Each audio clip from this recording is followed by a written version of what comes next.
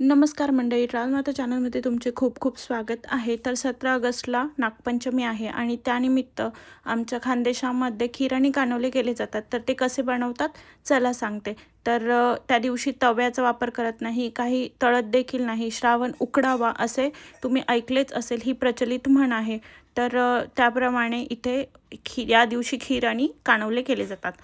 तर सर्वप्रथम खिरीसाठी ना तांदूळ जे आहेत ते भाजवून पाण्यामध्ये भिजत घातलेले आहेत आणि जे कानवले आहेत ते मी या वडाच्या पानांवर करणार आहे. तर आमच्या घरासमोरच खूप छान असे वडाचे झाड आहे. तर त्याची पाने तोडून आणली आहेत आणि ती आपल्याला तर त्या पानांमध्ये आपण कानवले वाफवून घेणार आहोत. तर हे पाणी स्वच्छ धुवून पुसून घेतलेली आहेत आणि त्यानंतर आपल्याला ह्यांच्यावरती तेल देखील लावायचे आहे. या दिवशी गव्हाची पण खीर करू शकतात.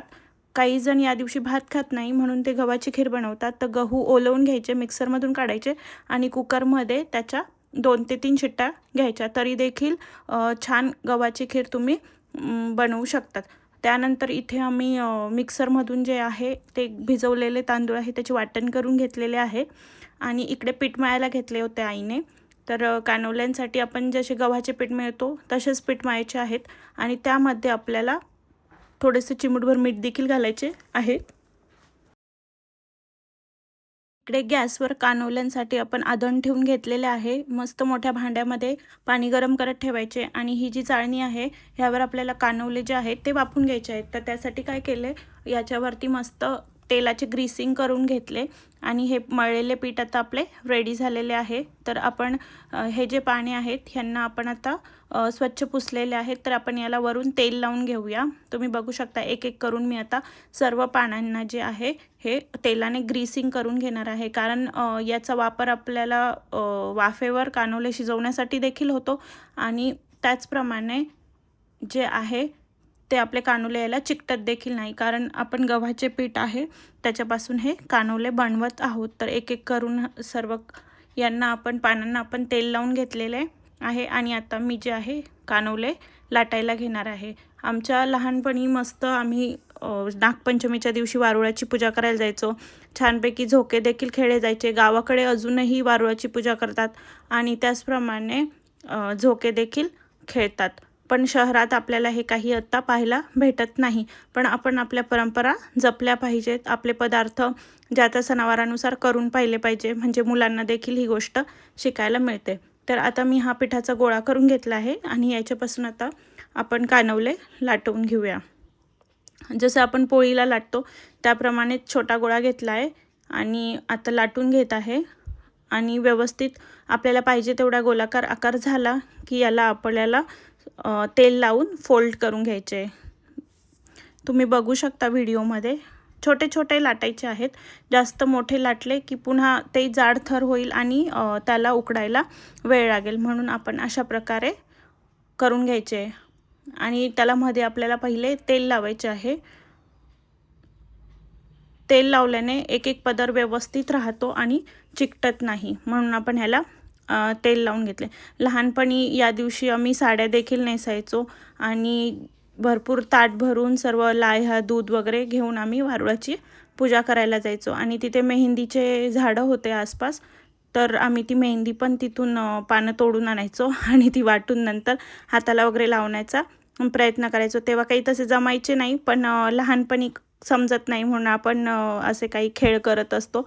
तर हा व्हिडिओ बनवत असताना मला ही देखील एक आठवण तुम्हाला सांगावीशी वाटते. त्यानंतर तुम्ही पाहू शकता असे एक एक करून आपल्याला सर्व कानोले जे आहे ते लाटून घेतले आहेत आणि नंतर आपले अधन जे आहे त्याचा गॅस कमी ठेवायचा आहे, म्हणजे तिकडे जास्त जे आहे पाणी उकळणार नाही आणि पाणी त्यातले अटणार नाही, म्हणून व्यवस्थित कमी पाणी ठेवायचे आणि गॅस देखील आपल्याला एकदम स्लो मीडियम फ्लेमवरती गॅस ठेवायचा आहे. तुम्हाला मी 1-2 कानोले लाटून दाखवले. तर आपल्याला याप्रमाणेच असे सर्व जे आहेत कानोले लाटून घ्यायचे आहे. नागपंचमीच्या दिवशी उकडता येते, पण आपण तव्याचा वापर करत नाही. त्या दिवशी काही तळता देखील येत नाही, म्हणून हा वाफेवरचा खानदेशी पदार्थ खूप फेमस आहे.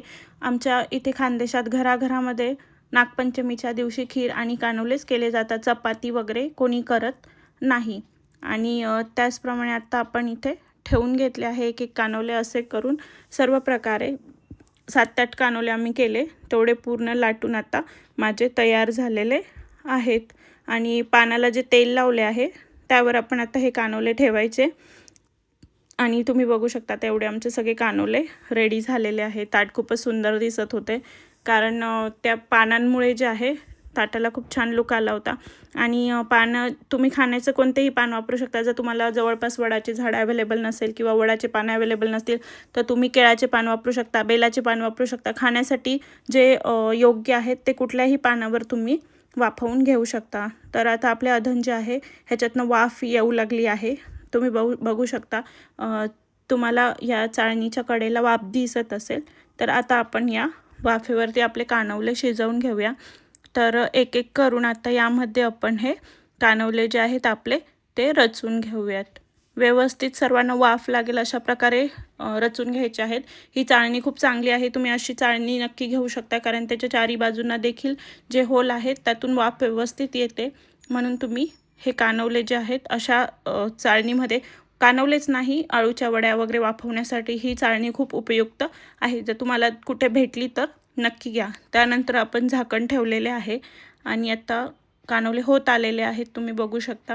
एक 10 ते 15 मिनिटात हे रेडी होऊन जातात। आता इथे छान खिरीची तयारी करून घेतलेली आहे।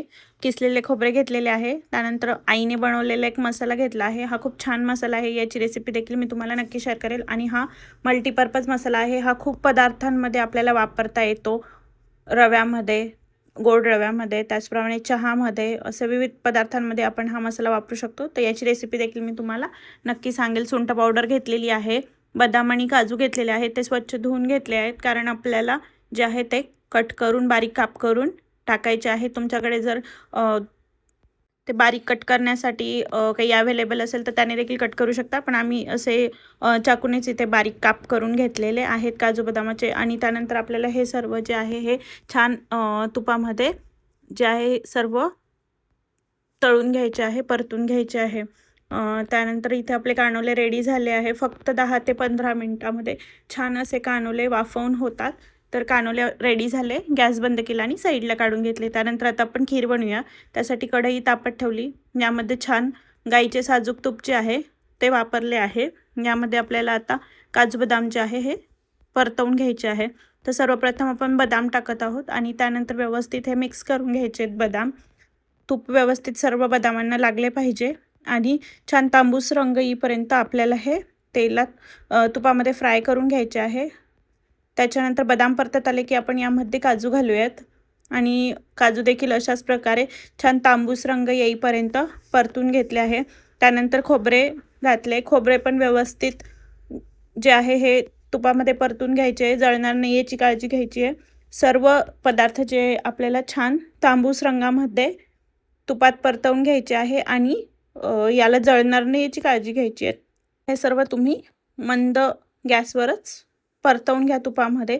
छान घरचेच तूप वापरले आहे आणि हे तूप कसे बनवायचे याची रेसिपी देखील आपल्या चॅनलवर आहे, तुम्ही नक्की व्हिडिओ चेकआउट करा। त्यानंतर आपण यामध्ये टाकले आहे हे वाटून घेतलेले बारीक तांदूळ आणि हे कंटिन्यू मिक्स करत राहायचे आहे आणि आपल्याला जेवढी खीर पातळ पाहिजे तेवढे आपण यामध्ये पाणी टाकणार आहोत आणि छान मिक्स करत आहोत। त्यामुळे आपल्या ज्या तांदळाच्या गठोळ्या आहेत त्या होणार नाही, तसं पाण्यात मिक्स केल्यामुळे आणि बारीक करून घेतल्यामुळे हे होणार नाही, पण तरी देखील आपण हे मिश्रण सतत हलवत राहायचे आहे। त्यानंतर आता यामध्ये मसाला टाकला आहे व सुंठ पावडर देखील टाकली आहे। आता परत हा मसाला देखील आपण या खिरीमध्ये व्यवस्थित मिक्स करून घेऊयात। आपण यामध्ये वेलची पूड देखील टाकू शकता, पण आमचा जो मसाला आहे त्यामध्ये ऑलरेडीच वेलची पूड होती म्हणून आम्ही मिक्स केली नाही, वेगळी टाकली नाही आहे। त्यानंतर आपण आता यामध्ये साखर टाकत आहोत, आपल्या चवीनुसार आपल्याला जेवढा गोडपणा पाहिजे त्यानुसार आपण साखर ॲड करूया। आम्ही कमी साखर टाकली कारण आम्ही कमी गोड खातो, त्यामुळे एकदम चवीपुरती साखर टाकलेली आहे। आणि आता पुन्हा एकदा व्यवस्थित मिक्स करून घ्यायचे। माझ्या सासूबाई यामध्ये चिमूटभर मीठ देखील टाकतात, पण आम्ही टाकले नाही आहे। आणि आता आपण दूध मिक्स करत आहोत। खिरीमध्ये छान दूध मिक्स झाले आणि उकळल्यानंतर आपली खीर ही अशी दिसते, खूप छान आणि टेस्टी खीर झाली होती।